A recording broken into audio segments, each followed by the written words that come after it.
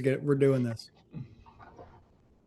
We have half of the Numpties together at last. I know. What's going on, Derek? I'm sad that we don't have the other ones joining us. No matter what we do, I got out the magical conch shell and I blew it, and you're the only one that showed up. I'm gonna give him a message, Steve, and just see if he'll show up still. Yeah. Yeah. TK gave me a firm no today. Steve seemed less sure. DK is too cool for us now. He is. He's out there with the minimalists, being minimal. This is too maximalist, I guess. Guess so. So it's been so long. We've had several times over the last maybe 6 months where we've been like, hey, maybe we should jump together and do another Numpties. After a long time of really, there just didn't seem to be anything to talk about. Right. But then there's like some fun, kind of funny, goofy stuff going on. But now I can't even remember all the things that have come and gone. Really, here's my main thing, Derek. How many times have we seen on crypto Twitter in the last 6 months, especially these? Well, how many times have we seen the Numpties just been proven right? We'll put it that way. Oh, it's constant. It's like one thing after another. It's amazing. watching BTC people be like suddenly realize just now that the Lightning Network sucks and that the block size limit might have problems and that Right. it's like the funniest thing. I saw a guy the other day. I think it was he was one of those kind of big guys during the block size war. I think it was Shinobi. And there's a couple other people talking about it too. Actually, McCormack was talking about this as well.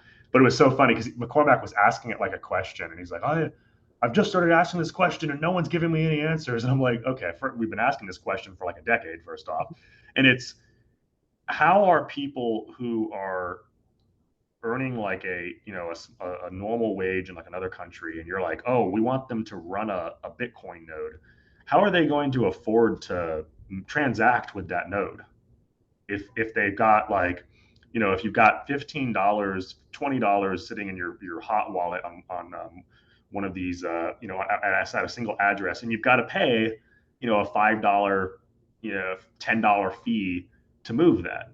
It's not possible. You're not practical. No one wants to do that.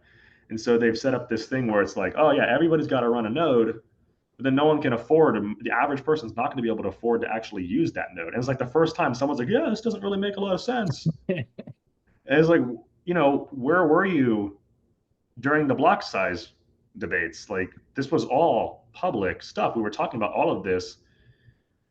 You didn't have a single person on your podcast, Peter, to talk about this. You didn't bother to consider that. What's wild too is as you see more, and when I say more, it's not like a flood. There doesn't seem to be like tons of new people coming into Bitcoin. But when I say newer, Right. like last couple of years, people who are like last 2 to 3 years, they've been into Bitcoin and they're talking about it, whatever. And they're starting to ask some of these questions for the first time, which seems crazy to me, even if you've only been there for a couple of years. And most of the voices who are the strongest, like anti big block, anti Bitcoin doing anything useful, most of them have kind of like just gotten quiet and like gone away.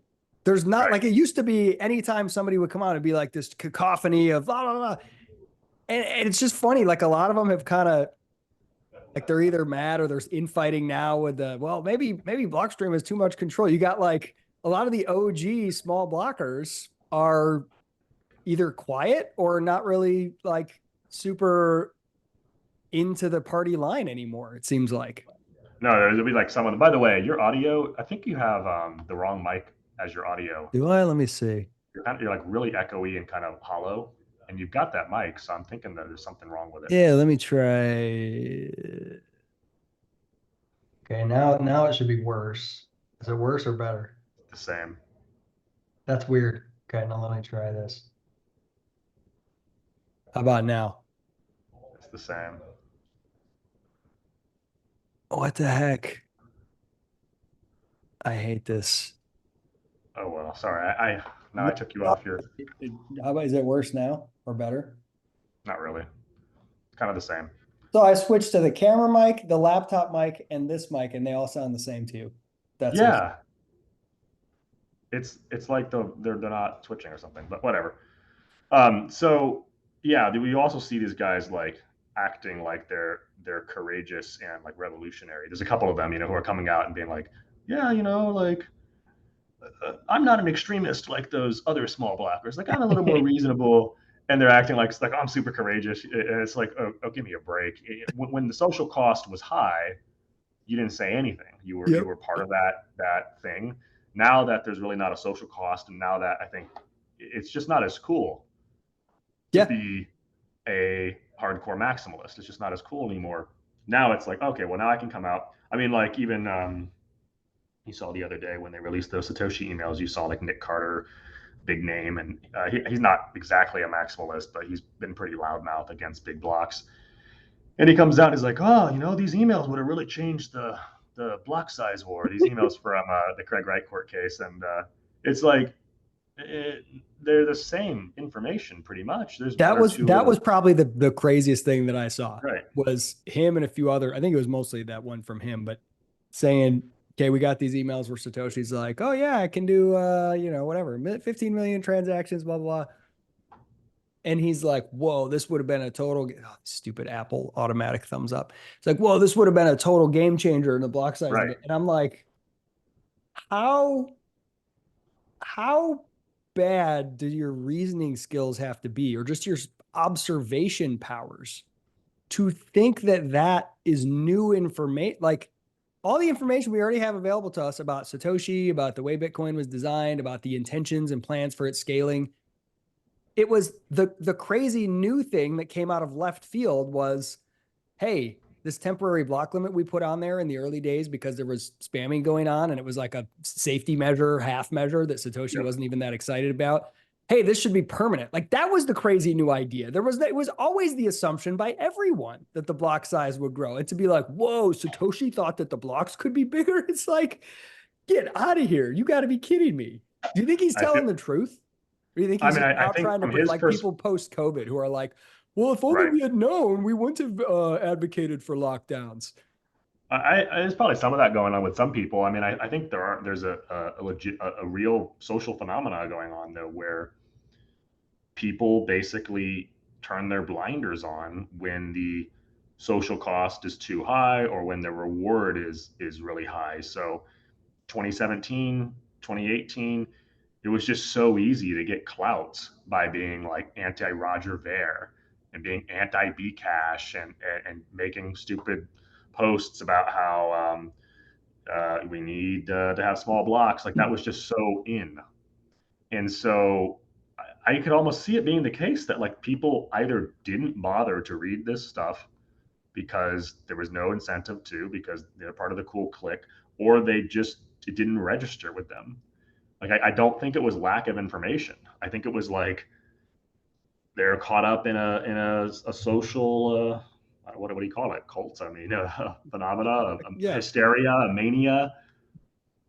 What do you think? Because you've been really, really good over the years of good at like observing what's in the zeitgeist in terms of crypto. And for the longest time, it was like no matter what the logical arguments were for block size increases and a Bitcoin that actually works, it didn't matter because like the cool factor, what was seen as trendy and cool was like laser eyes and like Right, toxic right. maximalism. You have a theory that that has shifted, that those guys are now uncool. Right, they're uncool. They're not cool anymore. I don't think that we're suddenly going to like the main reason that things are going to change will be the logical arguments, but I do think that the logical arguments are now going to be a lot more effective because the people that you're using them against are not cool anymore. They were the cool kids, they were the cool guys. Like they're just not really, like they don't have that same power anymore. Hmm. And you can see this, like they're not, their Twitters are not as popular. Like they're not getting as many podcast interviews. No one's really paying attention to them. You see more like the Elon Moist crew and like what are those You, little you images know what on? I think? Maybe, okay, you tell me if there was a turning point when they started doing those, when they like found a way to sneak NFTs on the BTC. That was the turning point. That was it. Because now you Mhm. have this like, because there was this weird overlap, even though the maximalists are all, they like shit on Ethereum and everything else. Right. People who were into maximalism were also into like degen, whatever, meme coin stuff as like a fun, playful thing. And now all of a sudden you bring this to BTC and it's like the one thing that was going crazy, these ordinals things. And all of the guys who are supposed to be the cool guys were like, wait, you can't do that. Well, right. There's a multiple things that happened. One is they just sounded like, old men shaking their canes or Karens or whatever, and it just kind of was very cringe. The other thing was, and the other side was a lot more playful and fun, and they just looked like, oh, you're trying to stop our fun. Versus in the past, maybe like the big blockers were a little bit almost like too self-serious. Like, you're stopping us from having big blocks so that we can feed children and we can like, like there was an element like this is so important for human freedom and stuff versus like, ha ha ha, JPEG on blockchain. Like, there's something to that, they, right? they We're were they like, were they were personally offended because right, they poured their lives into this thing for the cause of liberty and all the things they thought that this, free and open money could do with low fees. And then to see it hijacked and to see people just be like, oh, this is cool. It right, offended them. And that came through like, hey, I'm yeah, angry and I'm going to give you all the reasons why you're wrong. And it was like when TK used to love these back in the day when Alan Keyes was debating Barack yes, Obama. And it's like Alan Keyes is like angry at how everyone is stupid and illogical. And he's trying to like show them angrily how their arguments are invalid. And Barack Obama is just like, hey, I'm a cool guy and let's hang out. right. And it's like, oh, I like that guy. So, and then all of a sudden that seemed to have reversed. Right. The ordinals guys were kind of like, we're not going to do, we're just going to keep doing it and we're going to laugh at you.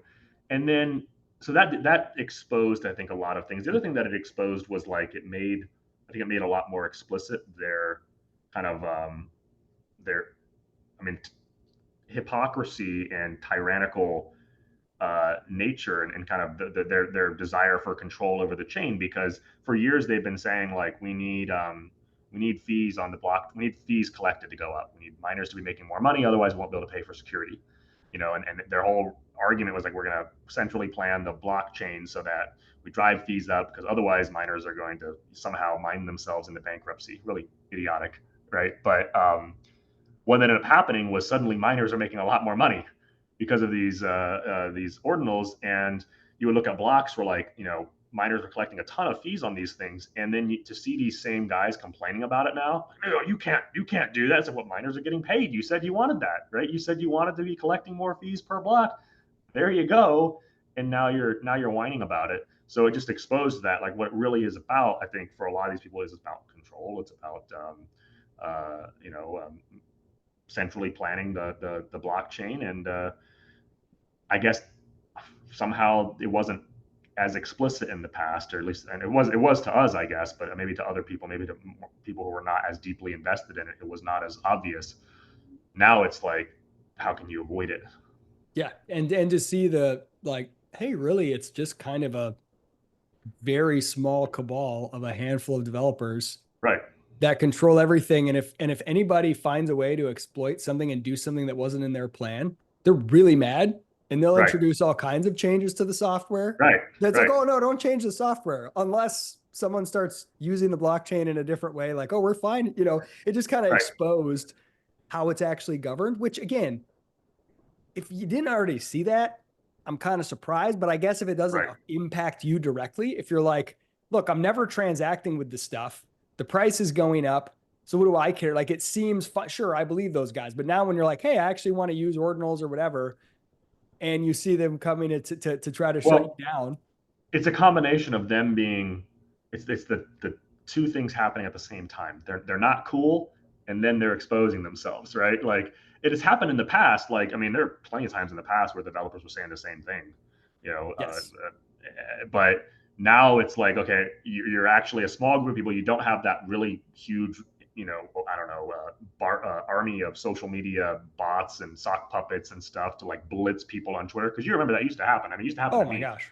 where you'd post something and you just get lit up on Twitter. And if you couldn't, like, I could see someone feeling bad about that, right? You point something out and like you just get blitzed with like, I mean, it still happens like Roger Ver, you know, like the guy says one thing, it's like, No, but the army of fake accounts and real accounts that would just flood and dominate all of I the remember you would platforms. get that, you know, because you had kind of an audience kind of because of the libertarian scene and the, you know, the business scene. You have some people who were kind of like libertarian entrepreneur types who would follow you, but they were maxis. And you would say like one thing and they'd comment like, you know, I don't know, kind of shaming you a little bit. Yeah. Like, I'm kind of disappointed in you. Yeah. You know, I've always I looked used up to to you. respect you. Yeah. Right. I've always respected you, but what is wrong with you? You know, like there were all these things like, and I've gotten a couple of those too, like where it's like, you know, Derek, like you've got a reputation and you're going to throw it all away for Bcash. And I'm like, really? Like, How do really? you get that level of programming so quickly? Because some of the examples you're talking about, people that I knew and kind of like formed an acquaintanceship with over years, 5 years, right, 6 years, sometimes 10 years. And they came to value my approach or opinion from hundreds of articles and podcasts and the businesses I'm building and shared worldview about, you know, liberty and the things I was doing with Praxis. This like whole body of work. We met several times. We've, you know, whatever, spoken at each other's events. And it's like, this is how you've developed a level of respect or trust. And then I say something like, yeah, it seems silly that you would want to make small blocks on Bitcoin. And they're instantly like, I'm really disappointed. Like, I just can't right, even imagine that because it's like someone you know from another context. When I see right, somebody I right. respect in business who has like a bad take on sports or on something else, I don't immediately think like, boy, I'm really disappointed in you. I'm just like, oh, whatever, whatever. Like that's some Right. small other thing, you know?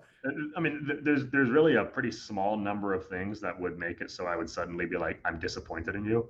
You know, and I like count them on my hands of like opinions that you could express publicly. That would be like, I'd be like, oh, whoa, and that's not one of them. Whether you support Right. Bitcoin Cash or BTC, whether you want to raise the block size by a megabyte or not, is not a thing that should be a reputational But thing. somehow it like all got wrapped up together that Right.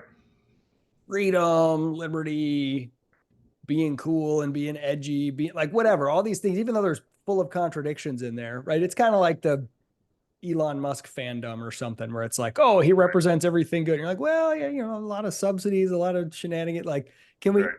can we separate? But it's so funny though, your point. The the developers and sort of the Blockstream type dudes, Bitcoin core dudes, they were doing all the dumb stuff all along, but they had the mojo. So it didn't Right. matter. They had the meme mojo.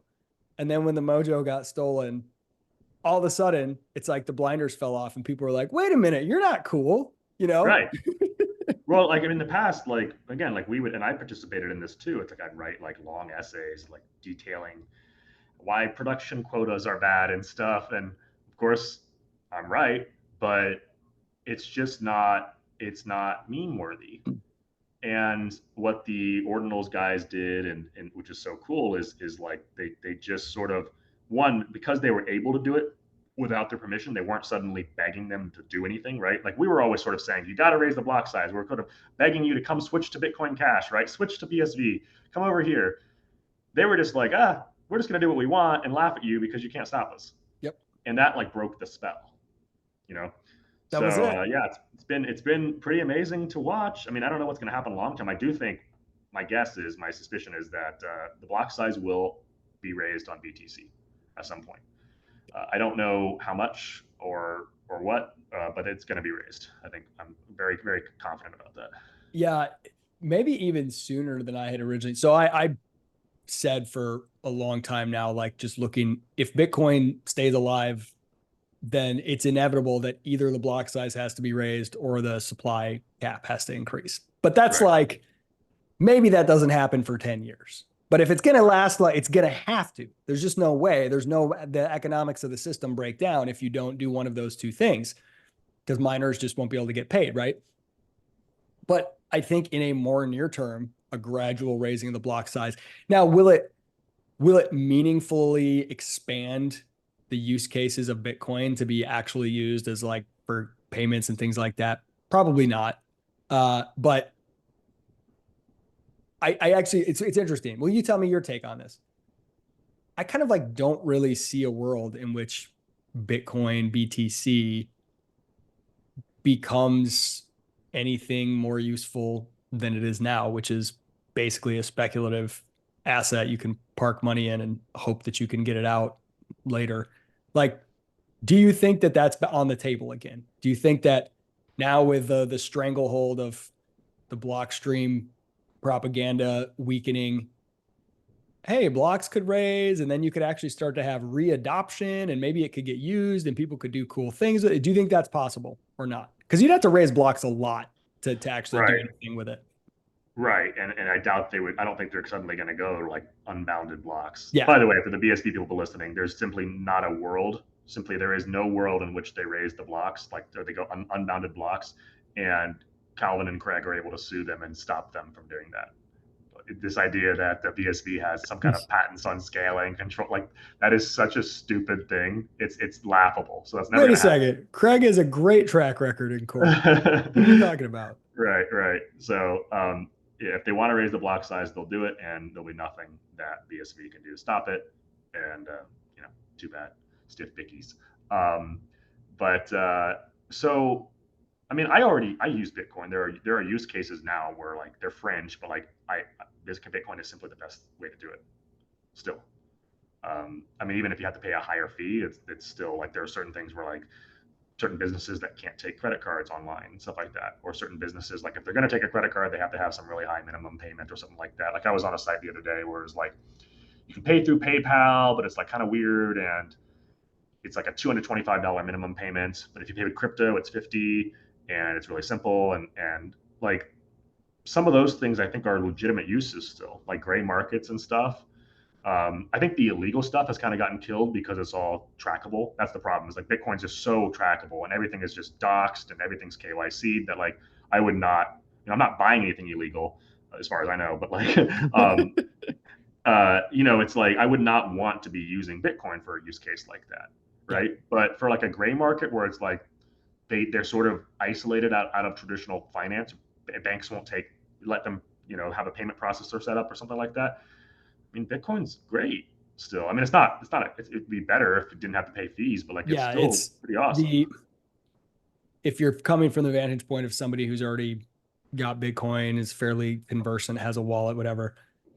If you're not, it's like, okay, first go get some Bitcoin. Right, right. If you're not, it's annoying because you've got to. And then you do this transaction. And then what do you do if you get, you have extra Bitcoin and you don't want to use it again? What do you Well, how do you turn it into something like it's right, definitely a underground sort. And that was kind of my like it's kind of where I ended up, probably in the last whatever several episodes we did, whenever that was. Like I just don't see a future where it's making a big mainstream impact, but I think it's great, all various forms of whether it's Bitcoin, Bitcoin Cash, Monero, whatever.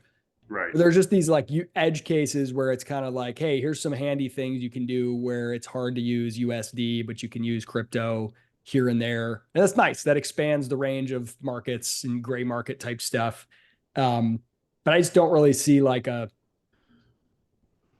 don't There's see, no yeah, go ahead. reason to ever use Bitcoin in like as it is now in like mainstream commerce, and they would have to change it substantially for there to be a good reason to do that. And so I think the original use case has been killed basically. This like idea of like totally freedom money, because the moment it really gets adoption as freedom money, the government's going to be tracking everything and coming Right. after people really hard. Yep. They're not doing that now because people aren't really using it. Yep. But the moment like you're like, okay, let's go spend it, the government can't stop us, right?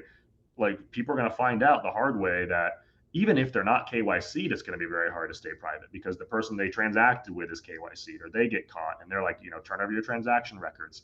Or you bought a bunch of Bitcoin on an exchange and then you mixed it later and you think you're safe, and it turns out that they have all the original records of all the money you bought, and they're going to be like, hey, where's all that $10,000 you took off the exchange? And they're like, well, I mixed it. Well, give us a record of all the outputs, right? Like that's Yep. trivial for them to do.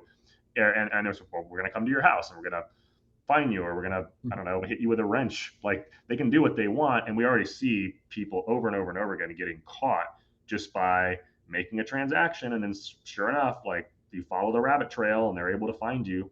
And it's pretty scary. So yeah, I'm not excited about that still. I don't really see how that problem is solved with Bitcoin. I don't see what they can do to fix that now.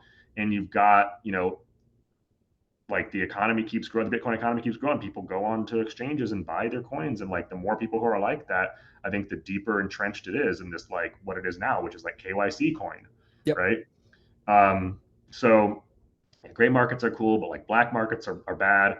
And the traditional, just like legal markets there's no reason, and I don't see that changing either. So What do you, okay, so I got two more. We have like I don't know what, 10 Oh, minutes, the other thing that I want to say, a 15. point about the onboarding though, which is funny because it's like, yeah, if you're not, because I already have Bitcoin, I've had it for years, but like if you're just like, okay, I want to use Bitcoin on this gray market website, and I don't have any. You got to go sign up for Coinbase or something like that. And then you've got to buy it, and then you got to link your bank account, and then Coinbase will be like, oh, you have to wait some indefinite period of time before you can actually withdraw your funds. And I mean, I made a purchase just to test this out about a week ago, and the funds are still not available. And then I Right. saw a notice on social media that was like from someone else that was like, funds not available for 60 days to protect you from losing money. And it's like, all right, so I just tried to get Bitcoin so I could buy this service, and now I can't. And then if I want to withdraw, so let's say I've got a service for like, and I've got to pay 75 bucks, which was my transaction recently. It was like, all right, pay a $5 exchange withdrawal fee, and then another $5 to send that 75. I mean, it's terrible, right? So even for that, it's like if you're not already part of it, there's like, why would you choose that option? What what anything will anything come of this Copa versus Craig Wright court case? Uh, I haven't really followed that closely. I mean, I think every time I look, it's like one side is like Craig is 100% going to jail for this. And the other side is like Craig is gonna be vindicated. He's Satoshi, and he's winning. Every new thing that happens, both sides think it's a win for their side. Right. I mean, I don't know. It's hard to follow. I think when I look at stuff, it looks pretty damning for Craig. It looks like, I mean, it looks like he's submitted a ton of fraudulent stuff to the court over and over and over again, and his excuse is always some kind of like, oh, my lawyer did this, or some other person put it in there, or this actually means this. And sometimes that can be true. Like I think the core people are a little the Bitcoin people, anti-Craig people, let's say, are a little uncreative sometimes with how they could imagine how things might happen or why someone might be fraudulent. But I still just, after a while, though, you've kind of got to look at it and be like, this does not look like a trustworthy person. Right. Now, Satoshi could be a liar and a fraud and untrustworthy, but um, I just, for the purposes of proving it in court, I see there's no way that he comes out of this having proven anything. I think there's just no way. And I think at this point, there's nothing he can do except sign. That's Oh, the I only thing agree. he can do. Yeah. There's nothing he can do. And even And that won't prove it, and but even that, it might be too late for people to be, because if he had just, and even after the whole botched signing, let's say even after the botched signing in 2016 or 2015 or whatever, if he came out in 2018 and he was truly Satoshi and he could sign, and he just signed in 2018 or 2017 before all these lawsuits started, people would have forgiven the past stuff. The vast majority of people, the vast majority of the public would have forgiven that. They would have been like, who cares? There would have been a small number of people who are like, but he failed the first time. But now, I don't see how you can look at this and ever trust the guy. I I just don't see any of these court cases. With every single one of them, my assumption has been it will change nothing. No one will go No, to jail.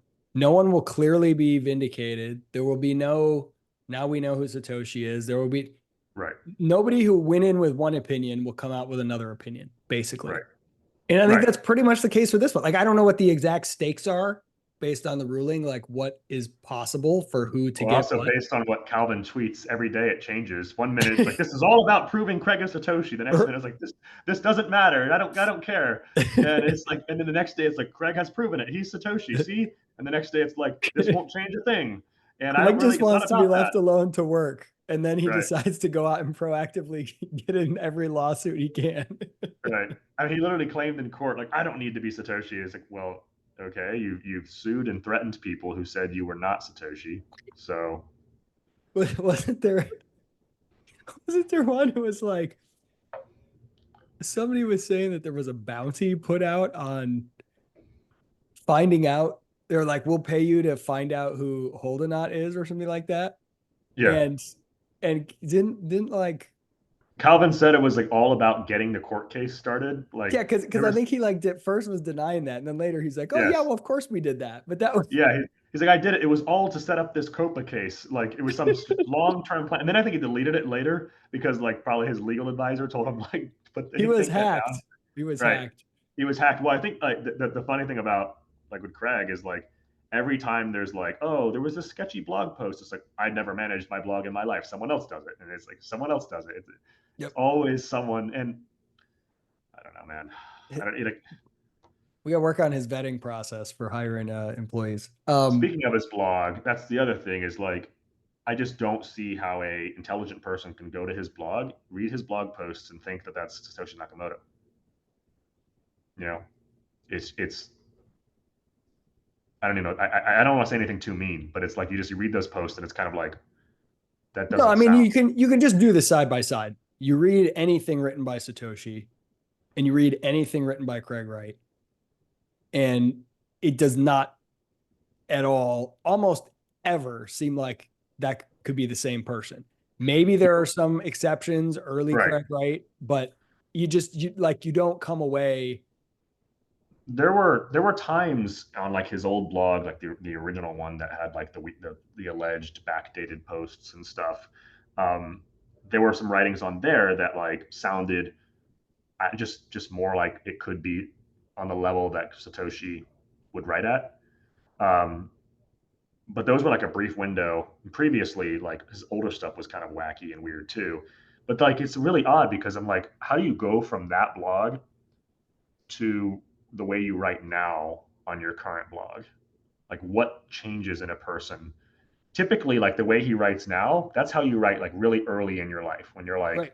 a college student and you've gone through school, and that's how you're like taught to write, and that's how you write. And then it's like you grow out of that ideally. Otherwise, you're never a good, considered a good writer. You grow out of that, and you're like, oh, I don't want to write like that because that's not good. And it's like he's like regressed or something. I don't know. Um, Look, I still haven't found a better story than Phil Wilson. So, with the exception, there might be a wrench thrown in there. Maybe with the oh, exception of with the exception Dr. of Roy Roy Murphy. Murphy. These are incredible. Are these t-shirts available to the public? Soon, soon, I'm gonna list them on Gumroad. You'll be able to buy one. You have a Show your hat over there support. too, don't you? From our sponsor, Mars Mars Junction. Junction, best band in the world. Tyler The Winklevoss sent it to Yep, me. the Winklevoss Twins cover band. Derek is the president and sole member of the fan club. Look, when they were singing, what was that? All the small things. I mean, come on, it takes you back. Oh man. Okay, we have like 4 minutes Four and a left. half minutes. CBDC, yeah, central bank digital currencies, CBDCs. Is this coming? And if so, is this going to come in the form of any existing crypto or something completely different introduced? Um, I don't know. I mean, I think Bitcoin really and crypto in general just might be kind of like the Trojan horse to bring CBDC around because the public's been kind of conditioned, and it seems like people don't really care that much about privacy and security. All they really want is to feel like they're private and secure, but most people aren't doing the real research to actually be private and secure, which is why you see people like thinking that they buy their coins on Coinbase and like they're private and anonymous, and they're not. They're trackable forever. Um, and so if it comes, I mean, I've always kind of joked like Bitcoin is the CBDC in a sense, like whether we get a real CBDC or whether like I mean, even if a government adopted Bitcoin now, Yep. I don't think that that's necessarily a good thing. Like if the U.S. government just announced tomorrow, like okay, everybody's required to use Bitcoin now, I'd be like, oh crap, we're screwed. I'm gonna go buy like silver and gold or something Right. because they could very trivially track all your transactions. And whether or not they can censor them at that point, like literally stop them, is kind of irrelevant. If they can track them, they can stop you. They can censor you. They may not be able to censor you directly with like, oh, we're going to go to the miner and stop it, or we're going to actually like withdraw it from your wallet without your consent. But there's so much they can do to get you to turn your money over, which is what they already do to people, right? They already do that when they capture people who, have illicit Bitcoin or something like that. Like they almost always get that fund. How do they get it? Like they don't do a court order with a miner. They still get it because in the end of the day, they can apply all sorts of pressure on you: social pressure, financial pressure, the pressure against your life, pressure against your business. So I guess all of that is to say, it's like whether we get a CBDC or not, like, or if Bitcoin is mass adopted in its current form, like it's like you said on Twitter the other day, Bitcoin gives more government power than cash. And it really does. Like cash would be a lot better, I think, right now. The only part where that's not true is if the supply limit truly remained untouched. But I can't see Right. a world in which governments, allow or switch to something like Bitcoin without giving themselves some way through, derivatives or whatever, third party, the types of tether type stuff, whatever, that Right. they can still manipulate the supply, right? Right. I mean, So, if they can get everybody, it's too expensive to transact on chain, all that kind of stuff. People are kind of like being onboarded in these government wallets or these, custodial things. There's no reason they couldn't sort of inflate it yep, or yep, put a token on top of it that they call Bitcoin still, and most people don't really know. yep. Yeah, I agree. So as an investment, we have 60 seconds left. Where is Bitcoin in the crypto market Number in go terms of up. bull Number go up. market? Yeah, I don't know just yet. I mean, I don't like to predict exactly when, but yeah, I think it's going to keep going up. I don't really see a reason like for Bitcoin not to continue going up. As far as the meme coins and stuff, I mean that's that's hard to know.